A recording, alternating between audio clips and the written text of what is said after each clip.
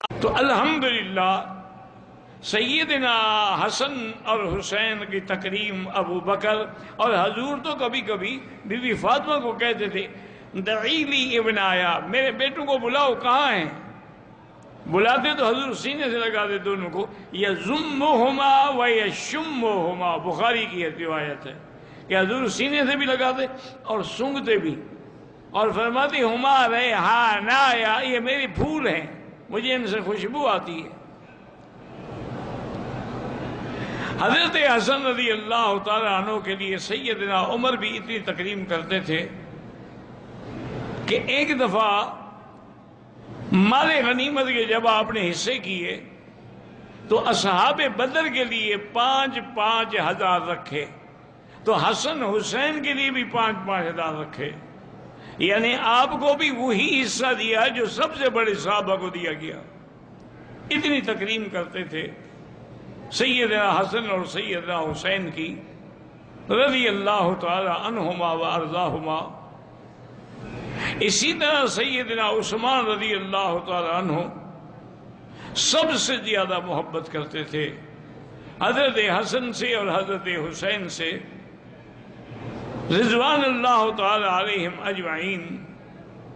اور حضور پاک تو ہمیشہ فرماتے تھے اور اللہ سے دعا کرتے تھے کہ اللہم انی احبہما فاحبہما واحب من یحبہما، یا اللہ میں ان دونوں سے محبت کرتا ہوں، آپ بھی محبت کریں، اور جو ان سے محبت کرے آپ ان سے بھی محبت کریں۔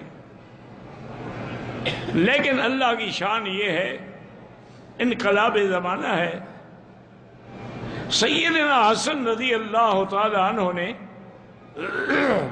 جنت البقیع میں دفن ہوئے اور مدینے میں آپ کی وفات ہوئی۔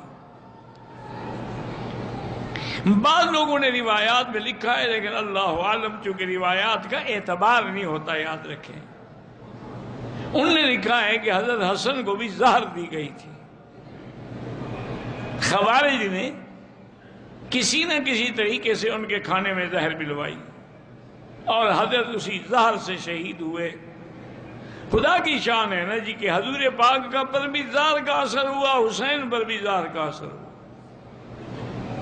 رضی اللہ تعالی عنہ۔ اس کے بعد لوگوں نے حضرت حسین سے کہا، لیکن حضرت حسین نے فرمایا کہ مجھے خلافت کا شوق ہی نہیں ہے۔ اب میں حضرت معاویہ سے کہوں کہ خلافت واپس کر دو، مجھے جب ایک خواہش ہی نہیں، تمنا ہی نہیں، میں خلیفہ بننا ہی نہیں چاہتا، میں یہ ذمہ داری کا بوجھ نہیں اٹھا سکتا۔ اور اسی طرح صحیح روایات میں ہے کہ میرے آقا نے ایک دن اپنی چادر مبارک کے نیچے دونوں کو بٹھایا، حضرت حسن، حضرت حسین، حضرت علی، بی بی فاطمہ اور خود بھی، اور اللہ سے دعا کی کہ اللہم ہؤلاء اہل بیتی وطہرہم تطہیرا، یا اللہ میرے یہ بھی اہل بیت ہیں، ان کو بھی آپ پاک فرما دیں۔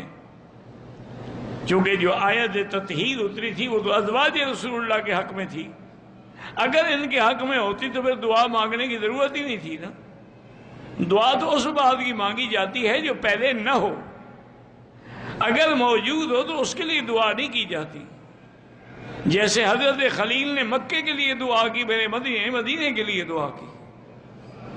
اسی طرح بی بی سلمہ نے عرض کیا، حضور میں بھی چادر کے نیچے آجی، فرمایا انت لا خیر، تم تو پہلے ہی خیر، تمہارے لیے تو نص قطعی موجود ہے، چونکہ ساری آیات جو ہیں وَقَرْنَ فِي بُيُوتِكُنَّ وَلَا تَبَرَّجْنَ تَبَرُّجَ الْجَاهِلِيَّةِ سے لے کر آخر تک ساری آیات جو ہیں وہ ازواج مطہرات کے لیے ہیں۔ لیکن ہمارا ایمان ہے کہ جیسے ازواج مطہرات اہل بیت رسول ہیں، اسی طرح اولاد رسول جو ہے یہ بھی اہل بیت رسول ہیں علیہم الصلوات والتسلیم۔ اللہ کی شان دیکھیں کہ حضرت حسن زار سے شہید ہوئے اور حضرت حسین رضی اللہ تعالیٰ عنہ کو ظالموں نے 10 محرم کو میدان کربلا میں شہید کیا۔ اور آپ بھی اللہ کے دین کے لیے، اللہ تبارک و تعالیٰ کے احکام کے لیے، اظہار حق کے لیے اور خلافت حقہ کے لیے ڈٹ گئے، لیکن کسی کے ہاتھ میں بیعت کرنا قبول نہیں فرمایا. رضی اللہ عنہم و ارضاہم.